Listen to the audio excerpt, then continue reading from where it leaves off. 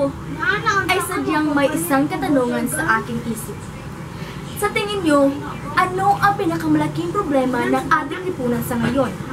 Pagnanakaw, korupsyon, pagbibenta ng droga, o kaya ay kahirapan? Sa aking matagal na masinsinang pagninilay-nilay, aking napagtanto na lahat ng mga problema ang aking nabanggit kanina ay resulta ng kahirapan. Tama, isa sa pinakamalaking kinakaharap na problema ng ating bansa ay ang kahirapan. Dahil sa kahirapan, maraming tao ang nakakagawa ng kasalanan. Dala ng kanilang kakulangan sa pera, ay napilitan silang gawin ang mga bagay na hindi kanais-nais. Dahil doon, patuloy na dumarami ang bilang ng krimen sa bansa. Tayong mga Pilipino ay naharap ngayon sa isang matinding krisis. Namumuhay tayo na salat sa mga pangunahing pangangailangan upang tayo ay mamuhay ng matiwasay. Taon-taon ay mas lumalala ang mga problema ng ating bansa na hindi masolusyonan dala ng kahirapan. Isa sa pangunahing dahilan nito ay ang kurap na opisyal ng gobyerno.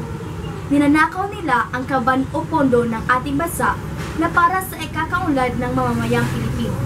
Ngunit, napupunta sa sariling bulsa ng mga opisyales kung kaya naman mas ramdam natin ang krisis. Isa pang dahilan ang kawalan ng mapapasukang trabaho ng mga Pilipino kasabay na sunod-sunod na pagtaas ng bilihin.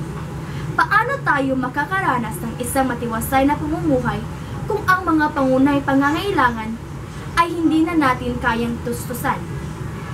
Ako, bilang isang kabataan, ay may layunin akong gawin ang aking makakaya para hindi maging isang mahirap at hindi maituring na isang bansa lamang sa aking lipunan.